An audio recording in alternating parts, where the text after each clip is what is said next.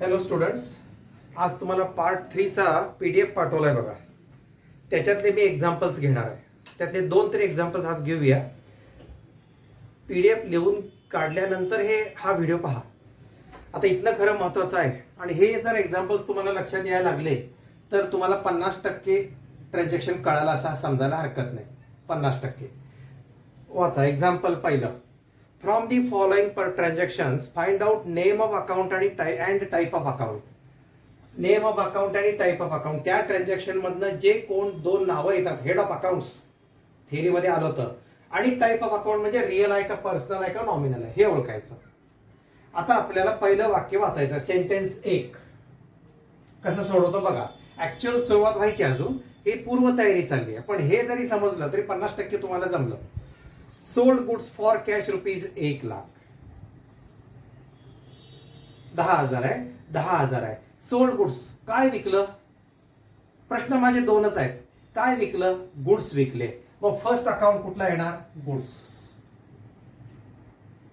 आणि तुम्ही गुड्स कसे विकले?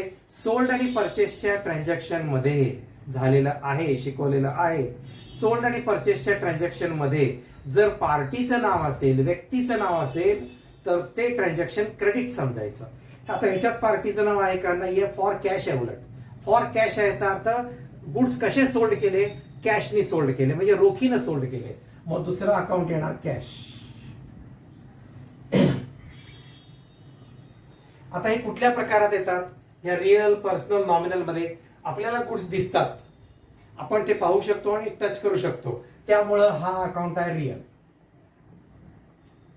आणि कॅश पण आपण मोजू शकतो, पाहू शकतो, कॅरी करू शकतो, त्यामुळे कॅश अकाउंट पण कुठला प्रकार आहे? रिअल. दोन्हीही रिअल अकाउंट आहेत. आता मी ह्याच्यातच एक नवीन भाग शिकवणार आहे आत्ताच. या गुड्सच्या जागेला आपण सेल्स म्हणायचं. मी असं कंसात घेणार आहे. का बरं सेल्स अकाउंट घ्यायचा? सेल्स अकाउंट कारण गुड्स सोल्ड आहेत ना. जर गुड्स सोल्ड असतील तर गुड्सच्या जागेला सेल्स घ्यायचं, आणि गुड्स परचेस असतील तर गुड्सच्या जागेला परचेस घ्यायचं. म्हणजे या सेल्स मध्ये हे गुड्स इन्क्लूड शब्द लपलेला आहे. सेल्स म्हणजे व्हॉट सेल्स? Goods sold. काय विकलं? गुड्स विकले, असा त्याचा अर्थ आहे. त्यामुळे इथे कन्सिडर करताना कुठला अकाउंट विचारात करायचा? सेल्स. आणि सेल्स मध्ये काय लपलेत? Goods sold, sale of goods, असा अर्थ घ्यायचा. कळालं? आज मी कॅश अकाउंट का निवडला? यातला कॅश अकाउंट का निवडला? कारण हा व्यवहार कॅश ट्रान्झॅक्शन आहे, फॉर कॅश आहे म्हणून. आता नंबर 2 बघा. प्रत्येक झालं की असं आडवी रेष मारून टाका वहीमध्ये, आणि हे रुलिंग तयार ठेवूनच ऐका व्यवस्थित. नीट व्हिडिओ ऐका. इथनं खरी तयारी सुरू, अभ्यास खरा सुरू झाला. Purchased goods for cash ₹15,000. Purchased goods म्हटले, काय परचेस केलं? गुड्स. काय परचेस केलं? गुड्स. मग इथं गुड्स अकाउंट आहे. आणि कसं परचेस केलं? गुड्स परचेस केलं, त्याच्या एक्सचेंज मध्ये तुम्ही काय दिलात? For cash. पार्टीचं नाव नाही आहे, ह्याचा अर्थ हे कॅश ट्रान्झॅक्शन आहे. मग दुसरा अकाउंट कॅश. दोन्ही प्रकार गुड्स डोळ्याला दिसतात. गुड्स म्हणजे तुमचं जे दुकान असेल त्या दुकानात ठेवलेला माल, आर्टिकल, कमॉडिटी, थिंग्स जे तुम्ही सेल करण्यासाठी ठेवलाय ते. हा, मग गुड्स डोळ्याला दिसतात, रिअल अकाउंट. आणि कॅश पण डोळ्याला दिसतात, रिअल अकाउंट.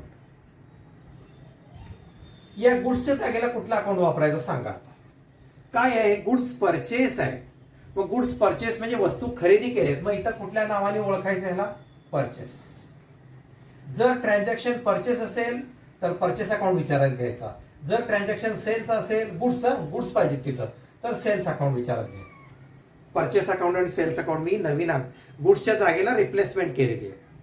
आता 3 नंबर वाचा. 3.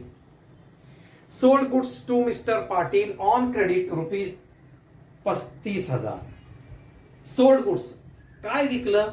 काय विकलं? गुड्स विकले. ही आडवी रेष आधी. 3 नंबर काय विकलं आपण? Goods account. जर सोल्ड आणि परचेसच्या ट्रान्झॅक्शन मध्ये व्यक्तीचं नाव असेल तर ते ट्रान्झॅक्शन क्रेडिट ट्रान्झॅक्शन, आणि त्या व्यक्तीचं नाव विचारात घ्यायचं. Sold goods to mister Patil on credit. जर क्रेडिट ट्रान्झॅक्शन असेल, शिकवलेलं आहे, तर व्यक्तीच्या नावाचा विचार करावा. तिथं जी पार्टी, संस्था, इन्स्टिट्यूट काय असेल त्याचा विचार करावा. मग मिस्टर पाटील. हा, पाटील ओळखलं कोण आहे? पाटील हे सरनेम आहे, त्यामुळे पाटील हा पर्सनल अकाउंट झाला, व्यक्ती आहे. आणि गुड्स रिअल, आता वर्ण येत आलंयच की गुड्स रिअल आहे. फक्त मला एकच सांगा, इथं कंसात काय लिहू? सेल्स लिहू का परचेस लिहू? कोण सांगतंय? 3 नंबर वाच बघा की, सोल्ड गुड्स म्हटलेलं आहे, वस्तू विकलेत, मग गुड्सच्या जागेला कुठला शब्द आला पाहिजे? Replace cells. सेल्स आतापासूनच शिकायचं आहे. पाटीलचं नाव का घेतलं? 3 नंबरच्या एक्झाम्पल मध्ये पाटीलचं नाव का घेतलं? कारण हे क्रेडिट ट्रान्झॅक्शन आहे. सोल्ड आणि परचेसच्या ट्रान्झॅक्शन, हे वाक्य लिहून घ्या, मी बोलतोय ते. सोल्ड आणि परचेसच्या ट्रान्झॅक्शन मध्ये पार्टीचे नाव आल्यास ते क्रेडिट ट्रान्झॅक्शन समजावे आणि त्या ट्रान्झॅक्शन मध्ये जी पार्टीचं नाव असेल ते विचारात घ्यायचं, कोणी असू दे उद्या. Number 4, bought goods from Chavan on credit. Bought म्हणजे परचेस. हा, चव्हाणकडनं आपण 25,000च्या गुड्स परचेस केल्या. काय परचेस केलं? चव्हाणकडून गुड्स. आणि ह्या परचेसच्या ट्रान्झॅक्शन मध्ये पार्टीचं नाव आहे, म्हणजे हे क्रेडिट ट्रान्झॅक्शन आहे. आणि क्रेडिट ट्रान्झॅक्शन मध्ये व्यक्तीचं नाव विचारात घ्यायचं असतंय, म्हणजे मिस्टर चव्हाण. कोण सांगतंय? दोन्हीचे प्रकार. चव्हाण ओळखला असेल, आडनाव आहे, पर्सनल अकाउंट. एवढं जरी तुम्ही ओळखू शकलात की नाही अकाउंटची नेम ऑफ अकाउंट आणि टाईप ऑफ अकाउंट, 50% सोपं झालं. मग फक्त आपल्याला काय राहिलं आता? कोणाला डेबिट द्यायचं आणि कोणाला क्रेडिट द्यायचं, एवढं समजलं की भाग संपला. मग प्रेझेंटेशनचा पार्ट येतो, प्रेझेंटेशन. आता आपण चाललोय तिकडच, तोच भाग आता एक्सप्लेन करणार आहे. बरं, गुड्स अकाउंट कुठला प्रकार आहे? गुड्स डोळ्याला दिसतात म्हणजे रिअल अकाउंट. आता तुमच्याकडनं मला हवंय, कंसात काय लिहिणार? 4 नंबरला गुड्सच्या कंसात इथं गुड्सला रिप्लेस कुठला शब्द करणार सांगा मला. ते ट्रान्झॅक्शन कसलं आहे? परत बघ, बॉट आहे. बॉट म्हणजे मी मगाशी काय सांगितलं? परचेस म्हणून सांगितलं. बॉट लिहायचं नाही इथं, परचेस किंवा सेल्स. परचेस शब्द टाका, म्हणजे गुड्सच्या जागेला कुठला शब्द घ्यायचा? परचेस घ्यायचा. परचेस मध्ये गुड्स लपले तो. What purchase? Goods purchase. Number 5, आता तुम्हाला आलं पाहिजे. Number 5, purchase goods from Tata company ₹12,000. Tata कंपनीकडनं गुड्स परचेस केल्या. काय परचेस केल्या? गुड्स. आणि कोणाकडनं? परत एकदा सांगतो, परचेस आणि सेल्सच्या ट्रान्झॅक्शन मध्ये पार्टीचं नाव असल्यास ते क्रेडिट ट्रान्झॅक्शन ठरतं आणि ते पार्टीचं नाव इथं विचारात घ्यायचं, टाटा अँड कंपनी. प्रकार सांगाल का? टाटा कंपनी ही एक लिमिटेड पब्लिक लिमिटेड कंपनी आहे, त्यामुळं पर्सनल अकाउंट. गुड्स कुठला अकाउंट आहे? वर्ण सगळ्या वाक्यात गुड्स आहे बघा, रिअल अकाउंट. गुड्सला कंसात काय लिहायचं? रिप्लेसला. बोला, वाक्य वाचून बोला. 5 नंबर परचेस्ड आहे, मग परचेस अकाउंट लिहायचं. हे सगळी गणितांचा अभ्यास वहीत करायचा आणि नंतर नुसता प्रॉब्लेम बघून एका कच्च्या तावावर हे सोडवता येते का बघायचं. एकदा माझं बघून सोडवा आणि एक काही तासांनी पुन्हा हेच एक्झाम्पल न बघता सोडवता येते का बघा. नुसत्या ह्या प्रॉब्लेम वरनं तुम्ही आधी लिहून काढलेले असतात ना, सोल्युशन न बघता. झालं 6 नंबर. आता मात्र महत्वाचं आहे, 6 पासून सगळं महत्वाचे आहे. Sold machinery for cash ₹40,000. काय विकलं? आता गुड्स नाही, काय विकलं? मशिनरी विकली. मग एक मशिनरी अकाउंट आहे. आणि कसं विकलं मशिनरी? त्या वाक्यात पार्टीचं नाव आहे का? नाही आहे. आणि तिथं फॉर कॅश आहे की हो? कॅश आहे म्हणजे हा व्यवहार रोखीचा आहे, कॅश ट्रान्झॅक्शन आहे. It is a cash transaction, त्यामुळं कॅश. अकाउंटचे प्रकार सांगाल? हे नेम ऑफ अकाउंट झाले. मशीन डोळ्याला दिसतं की, कुठलंही मशीन असू दे डोळ्याला दिसतं, रिअल अकाउंट. आणि कॅश मगापासून आलेला आहे, हे पण रिअल अकाउंट. आता तुम्हाला शंका असेल, मशीनला रिप्लेस कंसात काय लिहायचं का? नाही. फक्त गुड्स असेल तरच परचेस आणि सेल्स हा शब्द येतो.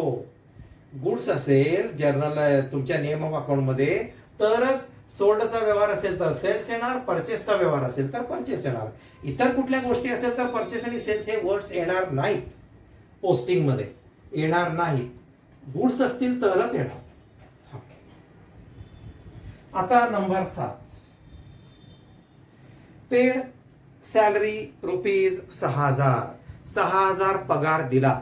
पगार कशात देतात तो स्टाफला? आपल्याकडे जो स्टाफ मेंबर आहे त्यांना पगार कशात देतात? दर महिन्याला कॅश मध्ये देतात. आणि कशाला दिले कॅश? सॅलरी म्हणून.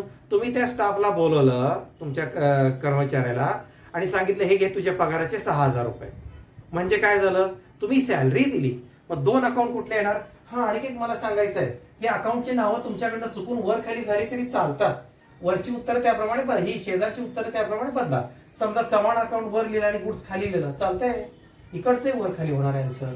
लक्षात आलं? बर. 2 अकाउंट काय? 6,000 कशासाठी म्हणून दिले? सॅलरी.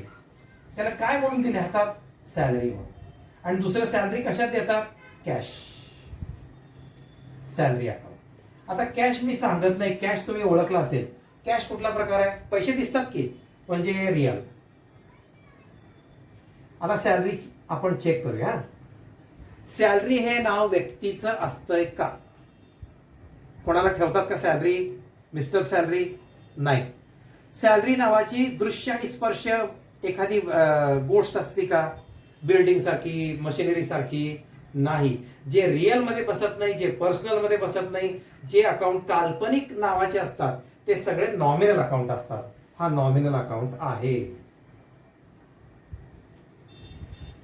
ज्याला रिअल अकाउंटची कंडिशन बसत नाही, ज्याला पर्सनल अकाउंटची कंडिशन लागू होत नाही, ते नॉमिनल मध्ये टाकायचे. खर्चाचे व्यवहार नॉमिनल मध्ये टाकायचे. आता नंबर 8 इथं लिहितो, दिसतंय का बघा. Number 8, paid interest rupees 900. 900 रुपये व्याज दिलं. तुम्ही व्याज देता बँकेला किंवा कोणालाही, तुमच्याकडनं काय जाता तो? तुम्ही व्याजाचे व्याज म्हणून काय देता मग उचलून हातातनं? कॅश. मग पहिला अकाउंट कॅश. चालते, वर खाली चालतं म्हणून सांगितलं की तुम्हाला. आणि हे 900 रुपये कशाचे म्हणून दिले? त्याला देताना सांगताना काय बोललात? हे घ्या तुमचे व्याजाचे. बँकेत गेलात आणि 900 रुपीज इंटरेस्ट दिलात. इंटरेस्ट दिलात ना, मग सेकंड अकाउंट काय येणार? इंटरेस्ट येणार. हीच गणित तुम्ही एकदा माझ्याकडनं ऐकून तुमची वही पूर्ण करायची आणि काही तासांनी पुन्हा एकदा हाच प्रॉब्लेम सोडवायला बसायचा आणि किती बरोबर येते बघायचं. इथनं मात्र आता सिरियसली बघायलाच पाहिजे तुम्हाला. सगळे व्हिडिओ आणि सगळं मी सांगतो तसं प्रॅक्टिस करायला पाहिजे. आता वर्गात असता तर हा प्रकार मी सगळं करून घेतला असता तुम्हाला समोरच आणि प्रश्न विचारून तुमच्याकडनं आन्सर्स काढले असते. हा, मी बाकीची माहिती सांगायची आणि प्रश्न असे प्रश्न टाकायचे की उत्तर तुमच्याकडे येईल आपोआप. हा, सांगा कॅश कुठला प्रकार आहे? रिअल. दिसतात ना. आणि इंटरेस्ट नावाची व्यक्ती असते का? नाही. इंटरेस्ट नावाची एखादी कमॉडिटी, थिंग्स, वस्तू असते का? नाही. म्हणजे रिअल नाही आणि जे पर्सनल नाही ते कुठल्या गटात टाकून द्यायचं? नॉमिनल.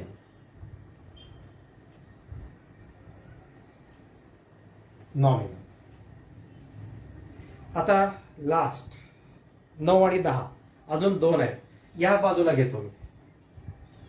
इथं 9 वाचा. Received commission from Bajaj rupees 1100. Bajaj कडून 1100 रुपये कमिशन मिळालं. कमिशन म्हणजे दलाली. कमिशन कशात मिळतं? पैशात. आणि 1100 रुपये बजाजचा काही संबंध नाही. इथं पार्टीचं नाव कधी घ्यायचं? एकदा परत सांगतो. परचेस आणि सेल्सच्या नावात जर पार्टीचं नाव असेल तर ते क्रेडिट ट्रान्झॅक्शन. इतर कुठल्याही वाक्यात, पेड, रिसिव्डच्या वाक्यात एखाद्या पार्टीचं नाव असेल तर ते इग्नोर करायचं. इग्नोर करायचं. मग आपल्याला कमिशन कशात मिळतं? कॅशमध्ये. काही सांगितलं नाही म्हणजे कॅशमध्ये. आणि कशाचे 1100 रुपये मिळाले तुम्हाला? कशाचे मिळाले? बजाजने तुम्हाला देताना काय बोलला? हे तुमचे कमिशनचे पैसे घ्या. म्हणजे कमिशनचे पैसे आहेत. मग इथं कमिशन अकाउंट.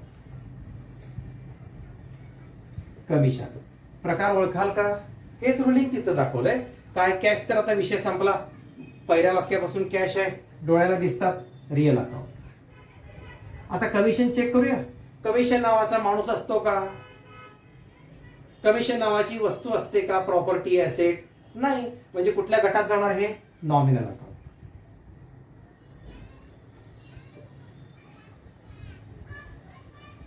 आणि लास्ट 10. Bought furniture for ₹5,00,000. आपण 5,00,000ला फर्निचर खरेदी केलंय. पार्टीचं नाव आहे का? परचेसचा व्यवहार आहे. बॉट म्हणजे परचेस, लिहून घ्या कुठेतरी. बॉट म्हणजेच purchase. BOUGST. Bought is equal to purchase, कंसात खरेदी. काय खरेदी केलं आपण? फर्निचर. मग एक अकाउंट फर्निचर. आणि त्या वाक्यात पार्टीचं नाव आहे का? नाही आहे. ह्याचा अर्थ हे ट्रान्झॅक्शन कसलं आहे? कॅश आहे. पार्टीचं नाव असेल तर उधारी, क्रेडिट. कॅश आहे. कोण सांगते दोन्ही प्रकारेचे? कॅश तर समजलं असेल आता एवढ्या वाक्यात. कॅश हा रिअल अकाउंट आहे. फर्निचर कोण ओळखेल? फर्निचर लाकडी, लोखंडी, अल्युमिनियमचं, प्लास्टिक सगळ्यामध्ये येते अलीकडं फर्निचर. सगळ्यात मग फर्निचर डोळ्याला दिसतं. मग दिसतं म्हणजे कुठला अकाउंट येणार? हा पण रिअल अकाउंट. आता तुमची शंका मीच काढतो. ह्या फर्निचरच्या कंसात सेल आणि परचेस लिहायचं का? नाही लिहायचं. सेल आणि परचेस हे अकाउंट कधी येतात? जर ते ट्रान्झॅक्शन गुड्सचं असेल तर. आर्टिकल्स, कमॉडिटीज, तुमच्या दुकानात जे विकायला माल ठेवलेला असतो ना, ते असेल तर परचेस आणि सेल्स हे नाव आहे रिप्लेस साठी येतात. कशाला रिप्लेस आहे हे नाव? शब्द गुड्सला. इथं फर्निचर आहे, फर्निचरच लिहायचं. ह्याचा काही संबंध नाही. फर्निचर अकाउंटच येणार आणि कॅश अकाउंट येणार. इथं तुम्हाला मी पहिलं एक्झाम्पल सोडवून दिलंय. आता मी सेकंड एक्झाम्पल पण घेणार आहे. Second example.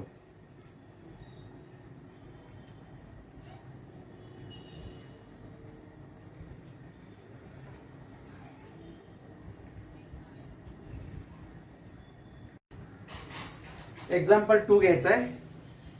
त्यातलं पहिलं sentence. Received cash of ₹50,000 from Shriram to start the business. बिझनेसला हे रिसिव्ड कोणाला झालेत? बिझनेसला झालेत. कोणाकडनं? ट्रेडरकडनं, श्रीरामकडनं. कशासाठी? To start the business. म्हणजे बिझनेस स्टार्ट करण्यासाठी ₹50,000 दुकानात आणले, व्यवसायात आणले. बिझनेस स्टार्ट करण्यासाठी. काय आणलं बिझनेस स्टार्ट करण्यासाठी तुम्ही? बिझनेस स्टार्ट करण्यासाठी बिझनेस मध्ये काय आणलं? कॅश. आणि जेव्हा बिझनेस स्टार्ट करण्यासाठी तुम्ही कॅश आणता त्याला कॅपिटल म्हणतात. कॅपिटलची डेफिनेशन काय सांगितली आहे? Amount invested in to business to form the amount invested in to business. मग अमाऊंट बिझनेस मध्ये जे इन्व्हेस्ट करतात त्याला कॅपिटल म्हणतात. मग हे कॅपिटल अकाउंट आला. Capital account. परत बिझनेसमध्ये तुम्ही काय आणलं? स्टार्ट करण्यासाठी, व्यवसाय उभा करण्यासाठी कॅश. पहिला अकाउंट कॅश. आणि बिझनेसमध्ये जे इन्व्हेस्ट करतात त्याला काय म्हणतात? कॅपिटल म्हणतात. मग ह्या कॅपिटलला तुम्ही असं लिहिलं तरी चालेल. त्या मालकाचं नाव काय आहे? श्रीराम आहे. श्रीराम कॅपिटल अकाउंट असं लिहिलं तरी चालतंय. मागा आता जागा फार लागेल. श्रीराम कॅपिटल अकाउंट असं लिहिलं तरी चालेल. आता मगाच्या पहिल्या एक्झाम्पल पासून तुम्हाला सांगितलंय कॅश कुठला प्रकार आहे? डोळ्याला दिसतात, आपण कॅरी करू शकतो, त्याला आकार आहे. मग रिअल अकाउंट. आणि मी या अकाउंटला नाव काय सांगितलं तुम्हाला? Shriram capital account. कॅपिटल कोणी इन्व्हेस्ट केलं? एका पर्सननी, श्रीरामनी. म्हणजे कॅपिटल इन्व्हेस्टमेंटच्या मागे कोण आहे? एक पार्टी, व्यक्ती आहे. त्यामुळं हा पर्सनल अकाउंट. कॅपिटल हा पर्सनल अकाउंट आहे. पण कॅपिटल काय आपोआप येत नसतं. कोणीतरी इन्व्हेस्ट करावं लागतं. मग कोणीतरी म्हणजे कोण? त्याच्या मागं एक व्यक्ती असते. मग श्रीराम म्हणून पर्सनल अकाउंट. कॅपिटल ऑटोमॅटिक येतं आणि बिझनेस उभा राहतो असं होत नसतंय. त्याच्या मागं एफर्ट्स असतात एका व्यक्तीचे, एखाद्या व्यक्तीचे, ग्रुपचे. त्यामुळे तो पर्सनल अकाउंट आहे कॅपिटल. नंबर 2, नीट एक्सप्लेनेशन ऐकायचं. व्हिडिओ पुन्हा पुन्हा ऐका. नंतर कंटाळायचं नाही आता. नंतर number 2, purchased furniture of ₹40,000 for cash. काय परचेस केलं आणि कसं परचेस केलं? काय परचेस केलं तुम्ही? फर्निचर. आणि ह्या वाक्यात पार्टीचं नाव आहे का? परचेस आणि सेल्सचं वाक्य आहे पण पार्टीचं नाव आहे का? नाही. आणि कॅश शब्द आहे की हो, म्हणजे हे कॅश ट्रान्झॅक्शन आहे. मग कॅश अकाउंट घ्या सेकंड. प्रकार सांगाल कुठले? मगाशी झाले हे सेंटेन्स. फर्निचर रिअल अकाउंट आहे कारण ते टच करू शकतो आणि आपण पाहू शकतो. Real account. आणि कॅश आता समजलंय मी. कॅश अकाउंट आता बोलत नाही. कॅश मगाच्या प्रॉब्लेम पासून तर मगाच्या प्रॉब्लेम तरी एका बाजूला कायम कॅश होता बऱ्याच वाक्यात. कॅश बोलत नाही आता याच्या पुढे. Number 3, paid to mister X of rupees 1500 for commission. Mister X ला कमिशन दिलं 1500 रुपये. 1500 ठेव बाजूला, आपल्याला काय आता ट्रान्झॅक्शन अमाऊंटशी काही संबंध नाहीये. आपल्याला ते सेंटेन्स समजलं पाहिजे आणि त्यातनं नेम ऑफ अकाउंट आणि टाईप ऑफ अकाउंट समजलं पाहिजे. अमाऊंट आता विषय नाहीये आपला. एक्स ला कमिशन दिलं. कमिशन कशात देतात तेवढं मला सांगा. कमिशन एक्सच्या हातात काय दिलं? कमिशन म्हणून काय दिलं? पैसे. मग कॅश. एक्सचा काही संबंध नाही. आणि हे 1500 रुपये कशाचे म्हणून दिले त्याच्या हातात देताना, त्याला बोलवून देताना? कमिशनचे. हे तुझ्या कमिशनचे पैसे घे. एक्सचा काही संबंध नाहीये. मग सेकंड अकाउंट कमिशन.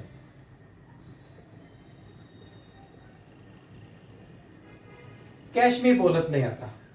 आता परत एकदा सांगतो, कॅश हे आपल्याला टच करता येतात, बघू शकतो. त्याला काही आकार आहे, प्रत्येक नोटेला आकार आहे नोटेला, त्यामुळे हा रिअल अकाउंट आहे. आणि कमिशन नावाची व्यक्ती असते का एखादं आर्टिकल असतं, वस्तू असते? नाही. म्हणजे हा कुठल्या प्रकारचा अकाउंट आहे? Nominal account. Nominal account. मागाच्या एक्झाम्पल मध्ये शेवटी सुरू झाले ते नॉमिनल अकाउंट. तसं आता इथं वरतीच घेतलेले आहेत. लवकर आता एक्सचा का संबंध नाही? आपण कमिशन दिलं. कमिशन हे कॅश मध्ये देतात आणि हे 1500 कशाचे म्हणून त्याच्या हातावर ठेवले? कमिशनचे. मग कॅश आणि commission. Number 4, paid cash to landlord of rupees 3000 for rent of shop. दुकानाचं भाडं. लँडलॉर्ड म्हणजे जागेचा मालक आणि पेड कॅश म्हटलेलं आहे. जागेच्या मालकाला दुकानाचं भाडं दिलं. आपली दुकानाची जागा भाड्याच्या जागेत आहे, रेंटेड आहे. मग त्यामुळे दुकानाचं भाडं दिलं. भाडं कशात देतात तेवढं मला सांगा. त्या लँडलॉर्डला, जागेच्या मालकाला तुम्ही भाडं नेऊन दिलं म्हणजे काय दिलं? कॅश. म्हणजे कॅश. आणि कशाचे दिले त्याला सांगताना काय म्हणणार? जुलै महिन्याचं भाडं घ्या, ऑगस्ट महिन्याचं भाडं घ्या. भाडं हे भाड्याचे पैसे आहेत, रेंटचे पैसे आहेत ते. मग कशासाठी पैसे दिले? रेंटसाठी. मग सेकंड अकाउंट रेंट. एक्सप्लेन करावं लागतं. इथं लँडलॉर्डचं नाव येणार नाही, काही लँडलॉर्ड नाही, काही येणार नाही. फक्त कॅश आणि रेंट. पैसे दिले म्हणून कॅश आणि कशासाठी दिले? शॉपचं रेंट म्हणून रेंट येणार. हा, मग कॅश तरी लिहितो. रेंट मला सांगू शकता? 2 टेस्ट घ्या की रेंटच्या. रेंट हे व्यक्तीचं नाव असतं का? नसतं. रेंट नावाची वस्तू असते का? नसते. मग जे पर्सनल मध्ये बसत नाही, जे रिअल मध्ये येत नाही, त्याला कुठल्या नाव प्रकारात घ्यायचं? Nominal account. नॉमिनल अकाउंट लिहा.